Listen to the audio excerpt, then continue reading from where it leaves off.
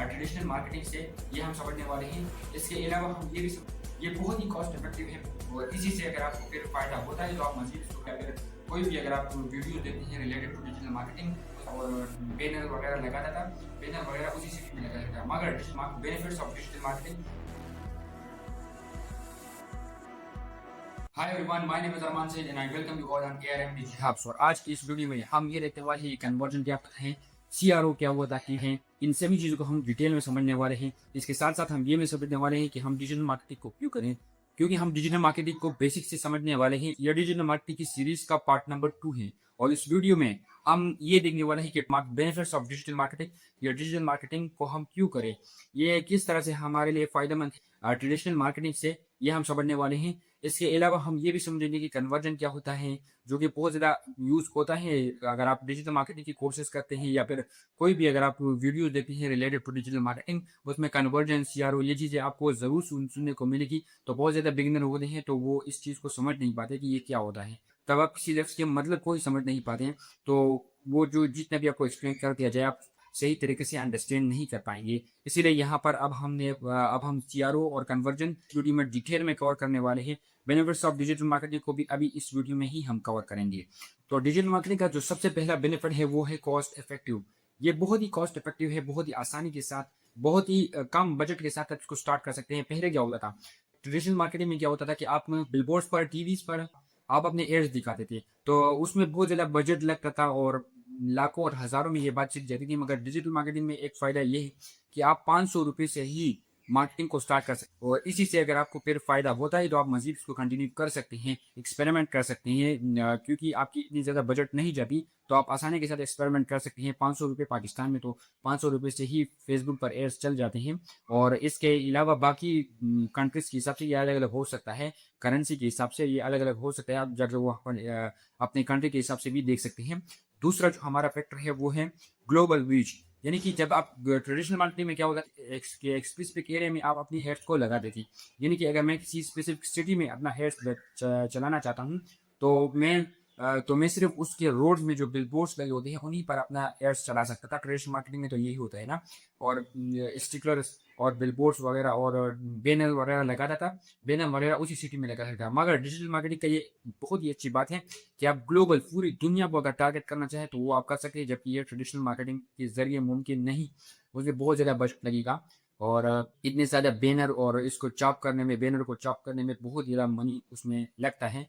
तो ये cost effective भी है और ग्लोबल रीच, आप एक पाकिस्तान में बैठकर आप यूएस को टारगेट कर सकते हैं, यूएस में बैठकर आप पाकिस्तान के ऑडियंस को टारगेट कर सकते हैं। तो ये एक बहुत ही अच्छा एडवांटेज है, इसलिए लोग डिजिटल मार्केटिंग को पसंद करते हैं और बिजनेसेस डिजिटल मार्केटिंग के साथ ही आगे बढ़ना चाहती हैं।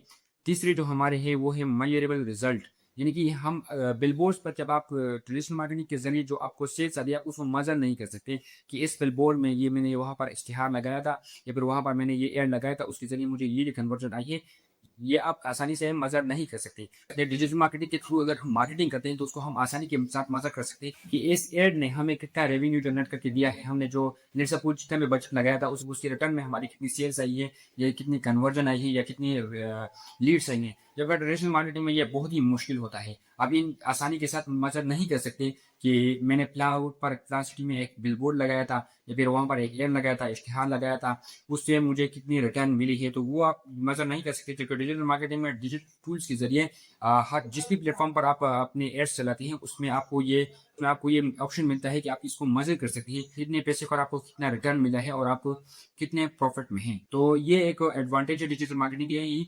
कंपनीज और लोग डिजिटल मार्केटिंग को प्रेफर करते हैं और अपनी सेल्स को इंक्रीज करते हैं इस मार्केटिंग के जरिए। वो है टारगेट। तीसरा जो हमारा है वो है टारगेटेड ऑडियंस, यानी कि लेट सपोज मैं बैठा हूँ पाकिस्तान में और मैं अपनी सर्विस को बेचना चाहता हूँ या फिर मैं अपनी शॉप है मेरी यूएस के अंदर, मैं उसको प्रमोट करना चाहता हूँ। मैं पाकिस्तान में बैठकर ही यहाँ से अपने लैपटॉप से ही वहाँ पर एड्स चला सकता हूँ और आसानी के साथ यहाँ से मैं उसको मजर कंट्रोल कर सकता हूँ, बजट को इंक्रीज कर सकता हूँ जितने मैं चाहूँ, जितने मैं उस पर एड्स चलाना चाहूँ, उस एड पर जितने मैं खर्च करना चाहूँ मैं पाकिस्तान से ही इजीली कर सकता हूँ। और आसानी के साथ मैं यहाँ से बैठा हूँगा मैं अपने घर में और मेरे इश्तिहारात चलेंगे और मेरा शो चलेगा यूएस में। तो ये भी एक बहुत अच्छा एडवांटेज है, जबकि ट्रेडिशनल मार्केटिंग में ये बहुत ही मुश्किल होता है। अगर आप बैठिए पाकिस्तान में और वहाँ पर आप अपने बिलबोर्ड लगाना चाहते हैं या फिर अपने इश्तिहारात ट्रेडिशनली लगाना चाहते हैं जो कि दीवारों पर लगे हैं, तो वो बहुत ही मुश्किल है ट्रेडिशनल मार्केटिंग के ज़रिए। ट्रेडिशनल मार्केटिंग से डिजिटल मार्केटिंग बहुत ही फ़ायदेमंद है।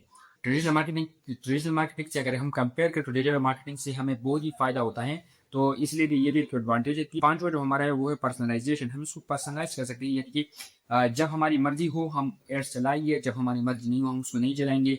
जहाँ पर हम चाहें वहाँ पर हम एड्स चला सकते हैं, जहाँ पर हमारी मर्ज़ी नहीं हो हम उसको, जहाँ पर हमारा प्रॉफ़िट होगा वहाँ पर हम चला सकते हैं, जहाँ पर हमारा प्रॉफ़िट नहीं होगा, हमें लगता है कि हम लॉस में जा रहे हैं, तो वहाँ पर हम अपने एड्स को बंद कर देंगे। आज अपने तरीके से इसको कस्टमाइज़ कर सकते हैं। फिर हमारा आता है कि इंक्रीज़ एंगेजमेंट। आपकी सोशल मीडिया पर जो आपके अकाउंट्स होते हैं, उनकी एंगेजमेंट आप इसके ज़रिए इंक्रीज़ कर सकते हैं। अपने फॉलोअर्स को अगर आप इंक्रीज़ करना चाहते हैं, लेट्स सपोज़ मेरा एक यूट्यूब चैनल है, मैं उसको चाहता हूँ कि मेरे सब्सक्राइबर बढ़े, तो मैं ये जो आप वीडियो देख रहे हैं, इस पर मैं एड्स चलाऊँगा और ये ज़्यादा से ज़्यादा लोगों तक जाएगी। मैं टारगेट करूँगा ऑडियंस को, यानी कि उन लोगों को टारगेट करूँगा जिनको डिजिटल मार्केटिंग में इंटरेस्ट है। तो ये वीडियो मेरी उन्हीं लोगों के पास जाएगी जिनका डिजिटल मार्केटिंग में इंटरेस्ट है। जो इंटरेस्टेड है इस फील्ड के अंदर, उन्हीं लोगों को मेरा ये वीडियो जाएगा और ज़ाहिर है जब उन लोगों के पास ये वीडियो जाएगी और ये वीडियो उनको पसंद आएगी, तो वो चैनल को सब्सक्राइब कर देंगे। इसी तरह आप लाइक्स को इंक्रीज़ कर सकते हैं। ये सभी सोशल मीडिया पर ये ऑप्शन होता है। मैंने सिर्फ यूट्यूब का ही एग्जांपल दिया है। तो ये सभी सोशल मीडिया प्लेटफॉर्म पर ये ऑप्शन हमें मिलता है। ये थी बेनिफिट्स ऑफ डिजिटल मार्केटिंग। हम क्यों डिजिटल मार्केटिंग को करते हैं, बेसिक से अंडरस्टैंडिंग आपको आ चुकी होगी। तो अब आगे हम बढ़ते हैं कि what is CRO. CRO stand for conversion rate optimization. अब इसका मतलब क्या है? लेट सपोज आपका एक ऑनलाइन स्टोर है और आप उस पर सेल्स को इंक्रीज करना चाहते हैं। लेट सपोज जितने भी आपके लोग आए हैं और इनमें से कितने लोगों ने आपके उस प्रोडक्ट को बाय किया है, यही हमारा होता है सीआरओ, यानी कि कन्वर्जन हमारा कितना हुआ है, कन्वर्जन हमारी कितनी हुई है। ये डिफरेंट हो सकता है आपके लिए। लेट सपोज ये अभी यहाँ पर मैं एग्जाम्पल देता हूँ, आसानी के साथ लैपटॉप के जरिए आपको समझाने की कोशिश करता हूँ। It is the process of increasing percentage of visitor. ये एक प्रोसेस है जिसके जरिए हम इंक्रीज करते हैं विजिटर को अपनी वेबसाइट पर और लैंडिंग या फिर हमारी लैंडिंग पेज पर। हमारी लैंडिंग पेज क्या होता है, इसको हम समझने वाले हैं। या हमारी कोई एप्लीकेशन है उस पर to take a desire action. Let's suppose मेरी एक वेबसाइट है, ये मेरी एक वेबसाइट है। इस पर बहुत ज़्यादा, इस पर क्या है कि एक ईमेल फॉर्म है। मैं चाहता हूँ कि लोगों की ईमेल्स को मैं कलेक्ट करूँ और उनकी फ़ोन नंबर्स को भी मैं कलेक्ट करूँ। तो मैं यहाँ पर अपनी वेबसाइट पर फेसबुक पर एक एड्स चलाता हूँ और उसके जरिए मैं लोगों को मैं बहुत ज़्यादा ट्रैफिक को अपनी इस वेबसाइट पर ले आता हूँ। जब लोग मेरे इस वेबसाइट पर आ जाते हैं तो मैं उसको एक फॉर्म डायरेक्ट करता हूँ वहाँ पर। वहाँ पर एक पॉपअप आ जाता है और उसमें लिखा होता है उसका नाम, ईमेल एड्रेस और उसका फ़ोन नंबर। इसके ज़रिए मैं ये एक्शन करवाना चाहता हूँ, तो ये मेरे लिए कन्वर्जन है। वही आपके लिए कन्वर्जन दूसरा भी हो सकता है। आपका एक वेबसाइट होगा, आपका एक स्टोर होगा जिस पर आप कुछ अपने प्रोडक्ट्स को बाय करवाना चाहते हैं, तो वो आपके लिए कन्वर्जन है। आप ये आप पर डिपेंड करता है कि आप कन्वर्जन को डिफाइन किस तरह से करता है। मेरे लिए तो ये कन्वर्जन है कि मैंने ईमेल्स को कलेक्ट करना था और मैंने फ़ोन नंबर और ईमेल उसकी डिटेल के संबंधी की डिटेल को कलेक्ट कर लिया, तो ये मेरे लिए कन्वर्जन है। अब ये आपके लिए कन्वर्जन नहीं हो सकता। कन्वर्जन बिल्कुल वही होता है कि आप किसी कस्टमर से जिस काम करवाना चाहते हैं वही आपका कन्वर्जन है। और सीआरओ क्या होता है कि लेकिन लेट सपोज यहाँ पर मेकिंग परचेज, आप कोई परचेज करवाना चाहते हैं, ये आपके लिए एक कन्वर्जन हो सकता है। सब्सक्राइब टू न्यूज़लेटर, आप अपने न्यूज़लेटर को सब्सक्राइब करवाना चाहते हैं, ये आपके लिए कन्वर्जन हो सकता है। उसके बाद है फिलिंग अ फॉर्म, जैसे कि मैंने यहाँ पर अपनी एक फॉर्म का एग्जांपल दिया, तो मैं कोई फॉर्म को फिल करना चाहता हूँ तो वो मेरा एक कन्वर्जन हो सकता है। और क्लिक अ बटन, किसी बटन को मैं क्लिक करवाना चाहता हूँ और फिर मैं उसको अपनी वेबसाइट पर ट्रैक करूँगा कि इस बाय नाउ, परचेज नाउ कोई बटन है, मैं उस पर क्लिक करवाना चाहता हूँ, तो वो भी मेरा एक कन्वर्जन हो सकता है। डाउनलोड ऐप, अगर मेरी कोई एप्लीकेशन मैं उसको किसी पर डाउनलोड करना चाहता हूँ, वो भी मेरे लिए एक कन्वर्जन हो सकती है। तो ये आप पर डिपेंड करता है कि आप क्या एक्शन करवाना चाहते हैं, वही आपका कन्वर्जन है।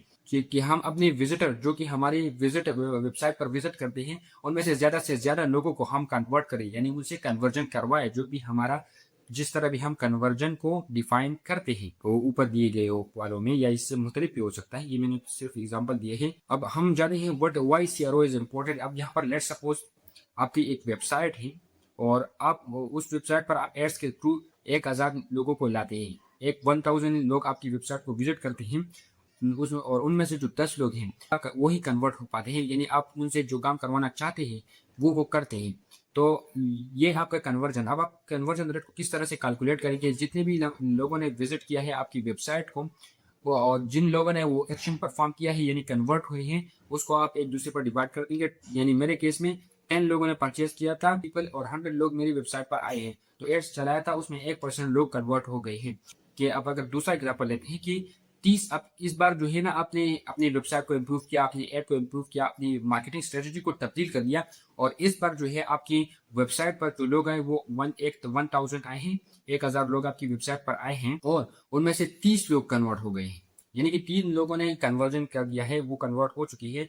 तो इस बार आपका कन्वर्जन रेट कितना होगा? 3%। तो ये आपका कन्वर्जन रेट आ जाएगा। तो आप ये वैसे ही आपको कैलकुलेट करने की ज़रूरत नहीं है, वहाँ पर आपको खुद जिस भी प्लेटफॉर्म पर आप ऐड चला रहे हैं वहाँ पर ये खुद ही कैलकुलेट हुआ नज़र आ जाएगा आपको। मगर ये मैं ऐसे ही बता दिया कि इसका फार्मूला क्या होता है और किस तरह से आप इसको कैलकुलेट कर सकते हैं। अब हम क्या करते हैं कि स्ट्रेटजीज़ को एक्सप्लेन करते हैं कि क्या-क्या स्ट्रेटजीज़ होंगी कि हम अपने सीआरओ को कन्वर्जन रेट को इंक्रीज़ करें। यानी कि मैं जो एक्शन किसी के से करवाना चाहता हूँ, वो किस तरह से मैं करूँगा? वो किस तरह से मैं इसको इंक्रीज़ करूँगा, यानी कि 1% से मैं किस तरह 3%, 3 से 5, 6 स जितने ज़्यादा मैं कन्वर्जन रेट को इंक्रीज़ करना चाहता हूँ, वो मैं कुछ स्ट्रेटजी से आप इनको अप्लाई कर सकती हैं। तो आपकी कन्वर्जन रेट इंक्रीज़ हो जाएगी। सबसे पहले है ए/बी टेस्टिंग्स। ये एक स्ट्रेटजी है जिसको हम यूज़ करते हैं compare to version of page. यानी लेट्स सपोज़ मेरी जो वेबसाइट है, मैं उसके 2 लैंडिंग पेज बनाता हूँ। लैंडिंग पेज क्या है? एक पेज होता है, सिंपल सा वेबसाइट का एक ही पेज होता है। बाकी इसकी एग्ज़ाम्पल्स हम आगे आने वाली वीडियोज़ में देख रहे होंगे। तो ये है कि मैंने 2 लैंडिंग पेजेस बनाए हैं और दोनों ही मैंने बहुत ही अच्छी तरीके से बनाए हैं। अब मार्केटिंग में आपको टेस्टिंग तो करनी ही पड़ेगी, बिना टेस्टिंग के आप काम नहीं चला सकते। तो मैं क्या करता हूँ, दो मैंने लेट्स सपोज़ ये 2 मेरी वेबसाइट हैं, 2 मेरी लैंडिंग पेजेस हैं, यानी कि वेबसाइट के पेजेस हैं और मैंने इन दोनों को ही खूबसूरत बनाया है।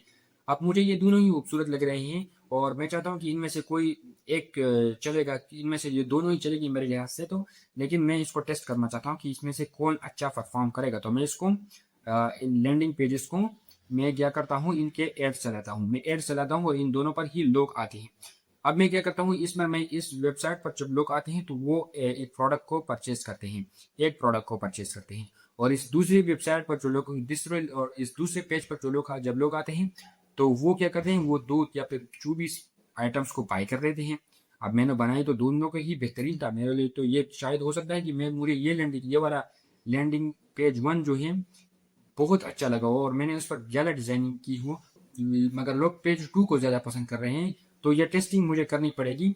शायद हो सकता है मुझे जो चीज़ पसंद हो वो बाकी लोगों को पसंद नहीं हो, तो इसलिए आपको टेस्टिंग करनी पड़ेगी। हमेशा 2 या 2 से 3 चीज़ों को आपने टेस्ट करना है। ये सिर्फ मैं लैंडिंग पेज का एग्जांपल दिया है। आप एड्स को क्रिएटिव बना सकती हैं, जैसे कि मैंने किसी एड्स में कोई एक इमेज यूज़ कर लिया, दूसरी एड में मैंने दूसरा इमेज यूज़ कर लिया, तीसरे एड में मैंने वीडियो यूज़ कर ली। तो जो भी एड्स, यानी जिस भी वीडियो पर अगर ज़्यादा कन्वर्जन आ रहे हैं मेरे, तो मैं वीडियो को कंटिन्यू करूँगा और बाकी एड्स को बंद कर दूँगा। अगर मेरी पहली इमेज वाला जो एड है उस पर ज़्यादा ट्रैफिक मेरी वेबसाइट पर आ रहा है, तो मैं उसके साथ कंटिन्यू करूँगा। या फिर जब फोर्थ अगर मेरे किसी तीसरे इमेज पर कोई अच्छा परफॉर्मेंस आ रहा है तो मैं उसको ही कंटिन्यू करूँगा, मैं कोई दूसरी चीज़ को नहीं बनाऊँगा। ओके, तो ये ए/बी टेस्टिंग आप इनको कहते हैं, या टेस्टिंग आप कर सकती हैं। दूसरा जो हमारा है वो कॉल टू एक्शन, यानी CTA, इसको हम कहते हैं कॉल टू एक्शन। आपने एक बटन लगाना होगा कि जो काम भी आप करवाना चाहते हैं वो बहुत ही अच्छी तरीके से एक बटन की फॉर्म में आप प्रेजेंट करते हैं, यानी कि लोगों को ढूंढना ना पड़े कि यहाँ आपकी वेबसाइट पर इस पेज पर जाए, कभी इस पर पेज पर जाए। क्लियर और simple call to action button होना चाहिए, ताकि वो और आप उसको रिमाइंड करें कि ये एक्शन करो। आप उस अपने कस्टमर को बता रहे हैं कि ये काम करो। तो ये एक्शन ये कॉल टू एक्शन के बटन को आपने अच्छी तरह से बनाना है, अट्रैक्टिव बनाना है और क्लीन बनाना है। यानी ज़्यादा आपने उसमें छिड़खानी नहीं करनी कि पढ़ने को पता ही नहीं हो कि ये बटन किस लिए है। क्लियर आपने उसमें लिखना होना चाहिए और एक अच्छी सी कलर को आपने यूज़ करना है, ताकि लोग अट्रैक्ट हो सके और जो भी आप कन्वर्ट करना चाहते हैं वो कन्वर्ट हो सके। आप जो भी अपने कस्टमर से करवाना चाहते हैं उसका एक सिंपल बटन आपने बनाना है, क्लीन होना चाहिए और अट्रैक्टिव होना चाहिए, ताकि लोग कन्वर्ट हो सके ज़्यादा से ज़्यादा। तीसरा जो हमारा है वो है सिंप्लीफाई फॉर्म। आपके वेबसाइट इतना अजीब भी नहीं होना चाहिए कि आपने बहुत ज़्यादा डिज़ाइनिंग उसमें की है और दुनिया अजीब चीज़ें आपने उसमें लगा दी हैं। ऐसा आपने नहीं करना। सिंपल फॉर्म होना चाहिए, ना ज़्यादा गंदा होना चाहिए, ना ज़्यादा बहुत ही हाई लेवल होना चाहिए कि बंदे को समझ ही नहीं आए कि आपने ये क्या किया है। सिर्फ आपको ऐसा नहीं होना चाहिए कि आप उसको किसी को वो समझ ही नहीं आए। आपने इस तरह से फॉर्म बनाना है कि वो लोगों को समझ में आए, यानी कि सिर्फ आपको ही समझ में आए। आपकी इस तरह से नहीं करना, आपने बेहतरीन अट्रैक्टिव बनाना है और अच्छा बनाना है, मगर उसमें ज़्यादा बटन नहीं लगाने के लिए कि आप एक जगह में हज़ारों बटन लगा रहे। एक चीज़ यहाँ पर डाउनलोड करने का कार्ड कलेक्शन और बहुत ज़्यादा बटन आप लगा लीजिए तो वो मज़ा नहीं करता, मज़ा भी नहीं करता और आपकी कन्वर्जन इंक्रीज भी नहीं होंगे। फिर जो हमारा नेक्स्ट स्ट्रेटजी है वो है स्पीड अप टू वेबसाइट। आपको अपनी वेबसाइट या फिर जो भी आपको अपनी वेबसाइट या फिर लैंडिंग पेज की स्पीड को ऑप्टिमाइज करना होगा। बहुत ही अच्छी टूल्स आती हैं वर्डप्रेस पर भी, आप अगर बनाना चाहें तो वहाँ पर भी टूल आते हैं जो कि आपकी वेबसाइट को स्पीड को इंक्रीज करते हैं। इसके अलावा अननेसेसरी चीज़ों को अपनी वेबसाइट से आप हटा दीजिए, तो वो भी आपकी वेबसाइट को स्पीड को या फिर लैंडिंग पेज की स्पीड को अच्छी बना सकती हैं। इसके अलावा अच्छी होस्टिंग होनी चाहिए। अगर बेकार होस्टिंग पर आप अपनी वेबसाइट को होस्ट करते हैं तो उसकी स्पीड ऑटोमेटिकली स्लो हो जाती है। अगर आपकी कस्टम कोडेड वेबसाइट है, किसी डेवलपर से आपने बनवाइए, तो आप उस डेवलपर को कह सकते हैं कि भाईजान ये आप इसकी स्पीड को इंक्रीज कर दी। तो ये भी आप कर सकते हैं। पांचवा जो हमारी स्ट्रेटजी होगी वो है, आपको क्या करना है कि अपनी वेबसाइट पर जब कोई आपकी चीज़ को परचेज, जब वो कोई आपकी प्रोडक्ट को परचेज करे, आप कोई सर्विस को ले, या भी जो भी काम जो भी आप एक्शन उनसे करवाना चाहते हैं, अगर वो उस एक्शन को कर लेते हैं उसके बाद आपने उनसे रिव्यू भी लेनी है। रिव्यू हमने ज़रूर लेनी है और अपनी वेबसाइट पर ऐड करनी है और अपनी बाकी सोशल मीडिया पर भी ऐड करनी है। जब आपकी रिव्यू अच्छी हो जाएंगी, लोग जब बाय करने से पहले ये सोचते हैं कि ये चीज़ प्रोडक्ट मेरे लिए अच्छी है या फिर नहीं, लोग रिव्यू देते हैं। जब वो रिव्यू देख लेते हैं, जब लोगों ने उस चीज़ की सिफत की होती है, यानी इसके बारे में अच्छे रिव्यू किए होते हैं, तो लोग ऑटोमेटिकली उस चीज़ को बाय करते हैं और इसके साथ साथ इस पर ट्रस्ट बिल्ड होता है। इस पर ट्रस्ट बिल्ड होता है और लोग आसानी के साथ आप पर ट्रस्ट करते हैं। तो ये भी एक कन्वर्जन को आप इंक्रीज कर सकते हैं इस स्ट्रेटजी के जरिए। फिर जो हमारे हैं मोबाइल ऑप्टिमाइजेशन, बहुत ज़्यादा वेबसाइट होती है जो कि कंप्यूटर पर ऑप्टिमाइज होती है, कंप्यूटर को वो अच्छी तरह से दिखती है। अगर मैं उस वेबसाइट को अपने लैपटॉप पर करूँगा तो बहुत ही इजीली वो चल जाती है और बहुत ही आसानी के साथ मुझे हर बटन नज़र आता है। मगर जब मैं उस वेबसाइट को मोबाइल पर ओपन करता हूँ तो आप पूछिए, तो आपको वहाँ पर तो वो वेबसाइट खुलती ही नहीं है या फिर बहुत ही गंदी तरीके से वो दिखती है। तो ऐसा आपने नहीं करना। आपने एक इंस्क्रिप्ट कर देना है और वहाँ पर जो भी आप वेबसाइट बनाना चाहते हैं, वर्डप्रेस पर अगर आप बनाना चाहते हैं या फिर किसी दूसरे प्लेटफॉर्म पर बनाना चाहते हैं या फिर किसी डेवलपर से आप बनवा रहे हैं, तो उसको बता दीजिएगा कि यार कि आप इसको मोबाइल फ्रेंडली बनाए, कि ये आईफोन, कि ये मोबाइल टैब और कंप्यूटर पर बहुत अच्छी तरीके से एक जैसी दिखनी चाहिए और मोबाइल पर भी वो ओपन होनी चाहिए। तो ये आपने कर लेनी है यहाँ से भी, क्योंकि बहुत ज़्यादा लोग मोबाइल को यूज़ करते हैं, कंप्यूटर को यूज़ नहीं करते। तो अगर आपकी वेबसाइट को कंप्यूटर पर अच्छी दिख रही है मगर जब कोई उसको मोबाइल पे ओपन कर रहा है तो बकवास नज़र आते हैं, तो ये मज़ा नहीं करता ना। इसके पास 7 जो हमारी स्ट्रेटजी होगी, जो भी कस्टमर आपके पास आते हैं, जो भी विजिटर आपकी वेबसाइट को विजिट करते हैं, तो आपकी वेबसाइट पर अपने बैकएंड में कुछ ऐसे टूल्स लगाए होते हैं या फिर आप उसको लगा सकते हैं कि आप उससे एक एक बटन को ट्रैक कर सकते हैं कि इस टाइम पर ये बंदा कितनी देर तक इस पेज पर रहा, इस बटन को इसने क्लिक किया, इसके बाद इसने परचेज किया या नहीं, ये सब कुछ आप ट्रैक कर सकते हैं और इसके अकॉर्डिंग ही अपनी नेक्स्ट स्ट्रेटेजी बना सकते हैं। तो ये भी आप कर सकते हैं। बेनिफिट हम उसकी बात करते हैं कि इसके फायदा हमें क्या होगा सीआरओ को इंक्रीज करने का। सबसे पहले जो का फायदा होगा वो है increase sale without increasing spend, ad spend. यानी कि आप एड्स पर लेट सपोज आप 1000 पहले जो है वो आप 1000 लोगों को लेकर आ रहे थे अपनी वेबसाइट पर और उनमें से सिर्फ 1% लोग ही कन्वर्ट हो पाते थे। अब आप उसी बेसिस से अगर आप ये स्ट्रेटजीज को अप्लाई करते हैं, और भी बहुत ज़्यादा स्ट्रेटजीज हैं, आप अपने अकॉर्डिंग देख सकते हैं। जब आप उन स्ट्रेटजीज पर काम करते हैं तो आपकी जो कन्वर्जन रेट है वो इंक्रीज हो जाता है। लेट सपोज पहले मेरा 500 रुपये का एड स्पेंड होता था और इसके जरिए 1000 लोग ही मेरी वेबसाइट पर आ पाते थे, उनमें से सिर्फ 1% लोग ही कन्वर्ट हो पाते थे। अब मैंने बहुत ज़्यादा स्ट्रेटजीज को इम्प्रूव किया, कार्ड रिएक्शन बटन अच्छे बनाया, ए बी टेस्टिंग की। अब मैं वही 500 रुपये का इन्वेस्टमेंट कर रहा हूँ, 500 रुपये का मेरा एड स्पेंड है, उससे 1000 लोग मेरी वेबसाइट पर आ रहे हैं और उनसे 5% लोग कन्वर्ट हो रहे हैं। तो ये मैंने अपने एड बजट को भी इंक्रीज नहीं किया, अपने पैसे को भी ज़्यादा बर्बाद नहीं किया और उसी बजट में मेरे कन्वर्जन इंक्रीज हो चुके हैं। तो ये भी एक बेनिफिट है, आप देख सकते हैं। यूज़र का एक्सपीरियंस अच्छा होता है तो वो आप बार बार आएगा और आपसे ही चीज़ों को बाय करेगा। जो भी आप कन्वर्जन करना चाहते हैं उनसे वो कन्वर्ट हो जाएगा आसानी के साथ, अगर आप उसके साथ धोखा या फ्रॉड नहीं करते। उसके बाद है बूस्ट रिटर्न ऑन इन्वेस्टमेंट। जो भी आप इन्वेस्टमेंट करते हैं उसका रिटर्न आपको ज़्यादा मिलता है। नेक्स्ट सपोज पहले मैं 500 रुपये मेरा एड्स में था और मैं 500 रुपये इन्वेस्ट कर रहा था एड्स पर। अब उससे मुझे 1000 रुपये मिलती थी। मैं 500 रुपये को 1000 रुपये में मेरा 500 रुपये का एड्स बजट होता था और उससे जो रेवेन्यू मुझे जनरेट होकर आता था वो मेरा था 1000 का। अब मैंने बहुत ज़्यादा स्ट्रेटजीज अप्लाई की और मैं सीआरओ को इंक्रीज़ किया, कन्वर्जन रेट को इंक्रीज़ किया। तो अब मैं वही 500 रुपये का एड स्पेंड करता हूँ और मुझे 1500 रुपये का बजट मिलता है, मेरे 1500 रुपये का मुझे कन्वर्जन मिलता है। तो ये मेरी इन्वेस्टमेंट इंक्रीज़ हो गई, तो ये भी एक फ़ायदा है। अगला जो हमारा है वो है, अगला जो हमारा बेनिफिट है वो ये है कि आपके पास डेटा इंक्रीज होता है। आप इसका फ़ोन नंबर कलेक्ट करना चाहते हैं वो आप आसानी के साथ कर सकते हैं, ईमेल को कलेक्ट करना चाहते हैं, नाम को कलेक्ट करना चाहते हैं, ये सब आप कर सकते हैं और अपना एक डेटाबेस डेवलप कर सकते हैं। आपके पास बहुत ज़्यादा डेटा जमा हो जाएगा। तो ये भी एक आप कन्वर्जन को आप कैलकुलेट किस तरह से करते हैं, तो इसका एक सिंपल सा फार्मूला है कि जितने भी आपकी कन्वर्जन, जितने भी नंबर आप कन्वर्जन हुए उसको टोटल विजिटर पर डिवाइड कर दो और मल्टीप्लाई करो उसको 100 से, तो ये आपके पास उसका आंसर आ जाएगा, आपकी कन्वर्जन रेट आपको मिल जाएगी।